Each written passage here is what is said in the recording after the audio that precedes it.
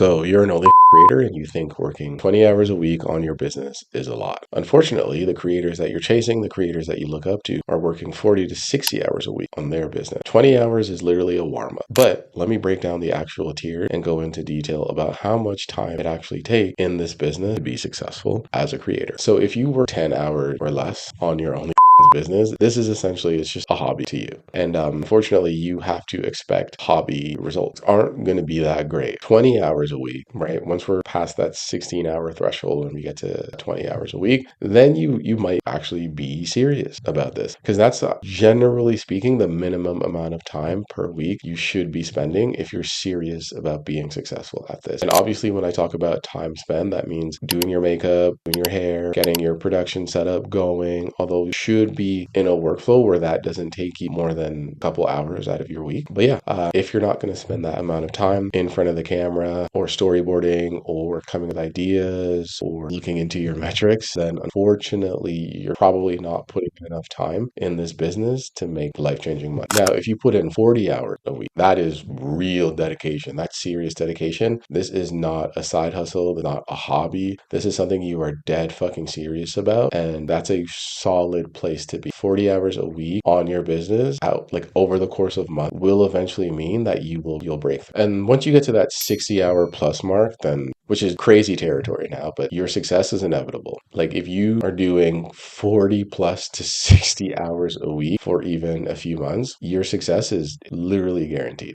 at that point. But you do have to understand, you may put in 100 hours to 200 hours before you start getting seriously paid. But a lot of creators are not willing to put in 200 hours for serious money. And if those are the people you're competing with, then the likelihood of you being successful because you're willing to push through that pain period, that period where you're not getting the results that you want, you're still moving toward the end result, you will get there. Unlike the other creators you're competing with, who will eventually fizzle out. So you basically have no competition because it's just you and the other hardworking creators that are willing to put in the time and the consistency and the dedication over a long period of time. But yeah, like I was saying before, work means everything. So setting up your lighting, getting to the location, doing your hair, doing your makeup, putting your outfits together, changing your outfits where the need arises, making sure that you have your props, making sure that you have all your equipment together. But what's going to count more than anything is what takes place while the camera is rolling, while the record button is pressed. That's really technically where the work takes place. But the precursor and the setup to that does count in your total amount of time working. Now, I will say, if you're tracking hours, not necessarily the best mentality, although if it's a tool that can be used to motivate you to keep putting in work, then do it, because what you're really trying to track are your output. So each day, each week, what did you accomplish? Not necessarily how much time did you put in, although that is important and that's a good secondary metric. Did you get done? Did you set up any systems? Did you have any breakthroughs? Did you figure out how to do something more efficiently, more effectively, in less time? Track your output in terms of how much content did you produce, because that's ultimately what is going to be the differentiating factor between you making no money or bullshit money to you making life-changing money. So yeah, so you always need to look at what did you produce today. And if you didn't produce anything today, then make sure that by the end of the week that you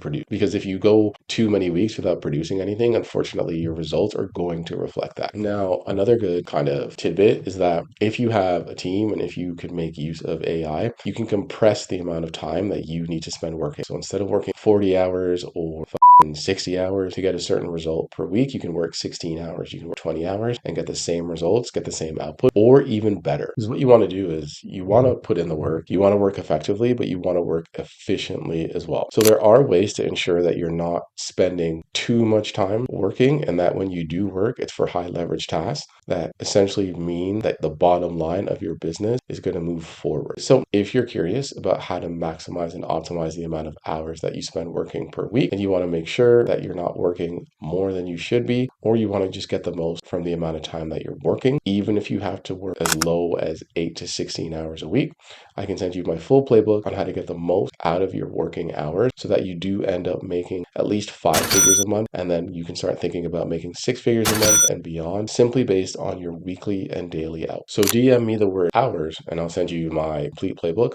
on how to maximize your minute to dollar ratio.